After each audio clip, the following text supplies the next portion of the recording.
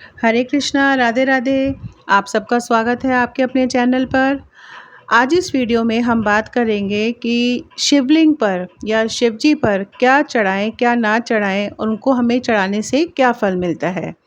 तो वीडियो शुरू करते हैं। उससे पहले आप लाइक, शेयर और सब्सक्राइब ज़रूर करिएगा। चलिए वीडियो शुरू करते हैं। हिंदू कैलेंडर का 5वां महीना सावन का प्रारंभ, जैसे कि आप जानते हैं, हो चुका है 14 जुलाई से। सावन में भोलेनाथ के मंदिरों में श्रद्धालुओं की लंबी कतारें लगी रहती हैं। मान्यता है कि सावन में भगवान शिव स्वयं धरती पर आकर ब्रह्मांड का संचालन करते हैं। ऐसे में अगर हम सावन में शिवलिंग पर रुद्राभिषेक करते हैं, भोलेनाथ को उनकी प्रिय वस्तुएं अर्पित करते हैं, तो साधक को मनवांछित फल प्राप्त होते हैं। और वैसे भी भगवान शिव तो जल्दी प्रसन्न होने वाले देव हैं। वो अपने भक्तों की समस्त कामनाओं को सदैव पूरा करते हैं। तो चलिए जानते हैं कि भगवान भोलेनाथ को हम क्या-क्या चीज़ें अर्पित कर सकते हैं और उन चीज़ों को अर्पित करने से या उन द्रव्यों को अर्पित करने से हमें क्या फल मिलता है।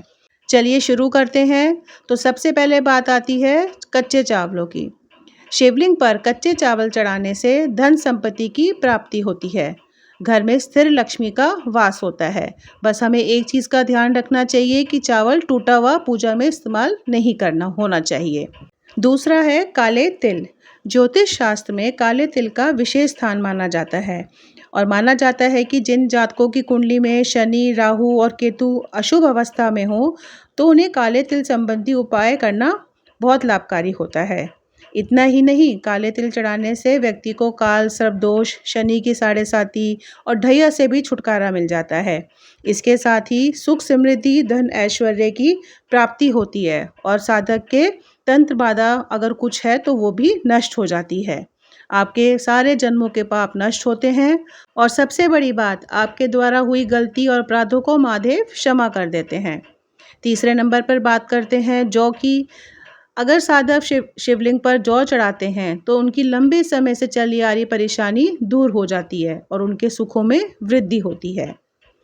अगला नंबर गेहूं का।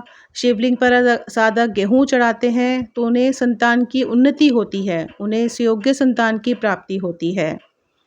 फिर शिवलिंग पर दूध में चीनी मिलाकर चढ़ाने से बच्चों का मस्तिष्क तेज होता है और आरोग्यता की प्राप्ति होती है। फिर हम बात करते हैं गन्ने की रस की। अगर हम शिवलिंग पर गन्ने का रस चढ़ाते हैं तो हमें सब सांसारिक सुखों की प्राप्ति होती है और कर्ज से मुक्ति मिलती है। अब बात करते हैं गंगा जल की। गंगा जल अगर हम शिवलिंग पर चढ़ाते हैं तो मनुष्य को भौतिक सुखों के साथ साथ मोक्ष की प्राप्ति होती है। इतना लाभकारी और फलदायी है ये गंगा जल चढ़ाने का उपाय। अगर साधक शिवलिंग पर शहद अर्पित करना चाहते हैं तो उन्हें टीबी या मधुमेह की समस्या से राहत मिलती है और बीमारियों और पापों से छुटकारा मिलता है। ये सब तो हैं ही, लेकिन इनके साथ साथ शिवलिंग पर फूल चढ़ाने का भी बहुत बड़ा महत्व है और फूल अगर आंकड़े का फूल हो तो क्या कहने। अगर साधक शिवलिंग पर आंकड़े का फूल चढ़ाए तो उसके सांसारिक बाधाओं से मुक्ति मिलती है और उसे मोक्ष की प्राप्ति होती है।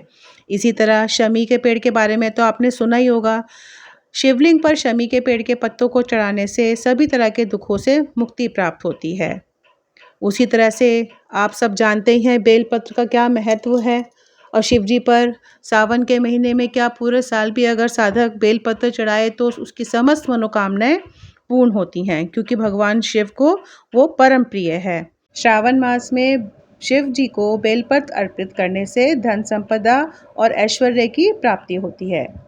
मान्यता है कि बेलपत्र में लक्ष्मी जी का वास होता है। बेलपत्र को श्री वृक्ष भी माना जाता है। ऋग्वेद के अनुसार या श्री सूक्त के अनुसार माँ लक्ष्मी के तपोबल से बेलपत्र उत्पन्न हुआ, जो दरिद्रता को दूर करने वाला है। ये न केवल भारी बल्कि भीतरी दरिद्रता को भी दूर करने में सामर्थ्य रखता है। भगवान शिव की पूजा में पुष्पों के अभाव होने पर बेल पर चढ़ाने से भी शिव जी प्रसन्न हो जाते हैं। तो शिव जी पर आप इस चीज़ का ध्यान रखें कि बेलपत्र को हमेशा शिवलिंग पर उल्टा चढ़ाना चाहिए। श्रावण मास में सहस्त्र बेलपत्र शिवलिंग पर चढ़ाने से शीघ्र ही समस्त मनोकामनाएं पूर्ण की जाती हैं। अब बात करते हैं कि शिव जी पर या शिवलिंग पर दही चढ़ाने से क्या प्राप्त होता है। अगर साधक शिवलिंग पर दही चढ़ाते हैं तो उन्हें वाहन, पशु, भवन आदि की प्राप्ति होती है। अब ये जो सब चीज़ें मैंने आपको बताई हैं, ये सब चीज़ें आप सोमवार, त्रयोदशी, शिवरात्रि या श्रावण के मास में नित्य करेंगे तो आपको लाभ मिलेगा और साधक की सभी मनोकामनाएं भगवान भोलेनाथ पूरी करते हैं। अब ये तो बात हो गई कि हमें शिवलिंग पर क्या चढ़ाना चाहिए।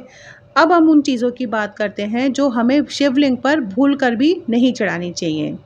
शास्त्रों में कुछ वस्तुओं को शिव पूजा में निषेध माना जाता है। इससे चढ़ाने से भोलेनाथ नाराज़ हो सकते हैं। तो उन बात करते हैं। तो सबसे पहले नंबर आता है कुमकुम का। शिव पुराण के अनुसार भगवान शिव पर सिंदूर चढ़ाने की मनाही है, क्योंकि सिंदूर को सौंदर्य और सौभाग्य का प्रतीक माना जाता है, जिसका इस्तेमाल महिलाएं अपनी मांग में करती हैं। तो इसलिए शिवजी पर या शिवलिंग पर कुमकुम कभी भी नहीं चढ़ाया जाता। दूसरी बात है तुलसी की। शिव जी की पूजा में तुलसी की पत्तियों का प्रयोग भी नहीं होता, क्योंकि उन्हें वृंदा रूप में तुलसी के पति जलंधर का भी व्रत किया था। इसलिए शिव के भोग में बेलपत्र चढ़ता है, तुलसी नहीं। तुलसी जी तो हमारे श्री नारायण श्री हरि को चढ़ाई जाती है। फिर बात करते हैं हल्दी की। ज्योतिष शास्त्र के अनुसार हल्दी का संबंध सौभाग्य, सौंदर्य और भगवान विष्णु से माना जाता है, जबकि शिवलिंग को वीरता और पौरुष का प्रतीक माना जाता है। इसलिए शिवलिंग पर हल्दी अर्पित करना भी अशुभ माना गया है। अब बात करते हैं फूल की। तो जैसे मैंने आपको बताया कि हम शिवलिंग पर आंकड़े का फूल चढ़ा सकते हैं, शमी के पत्ते चढ़ा सकते हैं, लेकिन भगवान भोलेनाथ पर कभी भी केतकी का फूल नहीं चढ़ाना चाहिए। पौराणिक कथा के अनुसार केतकी के फूल को भगवान शिव का श्राप लगा हुआ है, इसलिए शिव पूजा में केतकी के फूल अर्पित करना निषेध माना जाता है। फिर बात करते हैं नारियल पानी की। ज्योतिष शास्त्र के अनुसार भूल कर भी शिवलिंग पर नारियल का पानी नहीं चढ़ाना चाहिए, क्योंकि नारियल को माता लक्ष्मी का स्वरूप माना जाता है। तो इसलिए शिवलिंग पर नारियल चढ़ाना या नारियल पानी चढ़ाना निषेध माना जाता है। अब बात करते हैं जल की। कहते हैं कि भोलेनाथ इतने भोले हैं कि अगर भक्त सच्चे मन से और श्रद्धा से सिर्फ एक लोटा जल भी अगर उन्हें अर्पित कर दे, उन्हें चढ़ा दे, तो महादेव प्रसन्न हो जाते हैं और मनुष्य की सभी कामनाओं को पूर्ण करते हैं। लेकिन कुछ गलतियां हैं जो हम जल चढ़ाने में कर जाते हैं। आज उसी पे चर्चा करते हैं कि हमें किस दिशा में जल को नहीं चढ़ाना चाहिए। देखो, महादेव को जब हम जल चढ़ाते हैं ना, तो हमें इस बात का विशेष ध्यान रखना चाहिए कि कभी भी पूर्व दिशा की ओर मुंह करके जल ना चढ़ाएं। क्यों? क्योंकि पूर्व दिशा को भगवान शिव का मुख्य प्रवेश द्वार माना जाता है। मान्यता है कि इस दिशा में मुख करने से शिव जी के द्वार में बाधा उत्पन्न होती है और वे रुष्ट भी हो सकते हैं। इसलिए इस दिशा में कभी भी जल ना चढ़ाएं, क्योंकि हमें प्रभु को प्रसन्न करना है, उन्हें रुष्ट नहीं करना है। ठीक है। अब है हमेशा तो किस दिशा में जल चढ़ाना चाहिए? हमें हमेशा उत्तर दिशा की ओर मुख करके शिव जी को जल अर्पण करना चाहिए। ऐसा कहा जाता है कि इस दिशा की ओर मुख करके जल चढ़ाने से शिव और पार्वती दोनों का आशीर्वाद मिलता है। अब जल चढ़ाते समय हमें गति का भी ध्यान रखना चाहिए कि गति कैसी हो। देखो, देवादिदेव को जलाभिषेक करते समय हमेशा शांत मन से, उनकी जो पूजा करते हैं सदैव शांत मन से करनी चाहिए। तो जब हम जलाभिषेक करते हैं तो जल को बिल्कुल धीरे धीरे अर्पित करना चाहिए। मान्यता ऐसी है कि जब हम शिव जी को धीरे धीरे जलाभिषेक करते हैं, धीमी धार से महादेव का अभिषेक करते हैं, तो महादेव विशेष रूप से प्रसन्न होते हैं। उनको कभी भी तेज धार में या बड़ी धार में जल नहीं चढ़ाना चाहिए। अब एक बात और आती है, बहुत से लोग पूछते हैं कि शिवलिंग पर जो जल चढ़ाते हैं उसको पीने से क्या होता है। बहुत से लोग इस चीज़ को, पानी को, जल को ग्रहण भी करते हैं। देखो, शिव पुराण के 22वें अध्याय के 18वें श्लोक के हिसाब से उसमें बताया गया है कि शिवलिंग पर चढ़ा हुआ जल पीना बहुत ही शुभ होता है।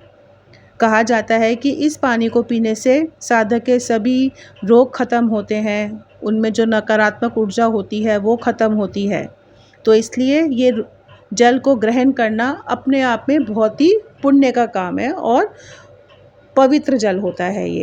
ये भी कहा जाता है कि शिवलिंग पर चढ़ाया हुआ जल पीने से व्यक्ति का मन शांत होता है और उसके मानसिक तनाव दूर होते हैं। तो शिवलिंग पर चढ़ाया हुआ जल हमें ज़रूर ग्रहण करना चाहिए। अब बात करते हैं कि हमें शिवजी पर किस टाइम जल नहीं चढ़ाना चाहिए। देखो, यदि आप शिवलिंग पर जल अर्पित करते हैं तो समय का विशेष ध्यान रखना चाहिए। यदि आप जल प्रातः 5 से 11 बजे तक चढ़ाते हैं तो ये विशेष रूप से फलदायी होता है। वैसे तो दिन में किसी भी टाइम आप चढ़ा सकते हैं, पर ये बात का ध्यान रखें कि कभी भी शाम के समय शिवलिंग पर जल नहीं चढ़ाया जाता। ऐसा करने से शिव पूजन का फल नहीं मिलता है। उम्मीद करती हूँ कि आपको ये वीडियो पसंद आई होगी। इसमें दी गई जानकारियाँ आपके काम आएंगी और भगवान भोलेनाथ का, माँ पार्वती का आप लोगों पर सदैव आशीर्वाद बना रहेगा और वो सदैव आपकी सारी मनोकामनाएं पूरी करेंगे। राधे राधे।